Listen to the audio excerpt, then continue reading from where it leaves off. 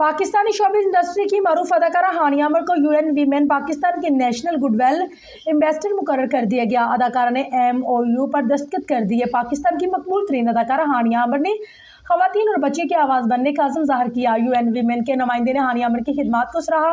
मरूफ समाजी कारकुन मुनीबा मज़ारी के बाद हानिया आमिर को यह एजाज़ दिया गया है। यूएन वीमेन पाकिस्तान और हानिया आमिर ने नई शराकत का आगाज़ कर दिया। मुआहदे के तहत खवातीन की मुआशी खुद मुख्तारी के लिए मुश्तरका इक़दाम किए जाएंगे।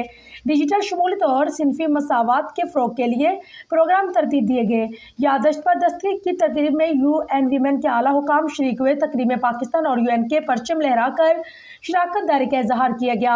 हानिया आमिर का कहना है कि यह एजाज़ नहीं बल्कि एक बड़ी जिम्मेदारी है। खवातीन के लिए बराबरी और बाख्तियार बनाना मेरी तरजीह है। हर लड़की को अपने ख्वाब पूरे करने का हक मिलना चाहिए। हानिया आमिर के सोशल मीडिया इंस्टाग्राम फॉलोअर्स की तादाद 1,90,00,000 से तजावत कर चुकी है, जिसके बाद वो पाकिस्तान की सबसे ज़्यादा फॉलो की जाने वाली शख्सियत बन चुकी है।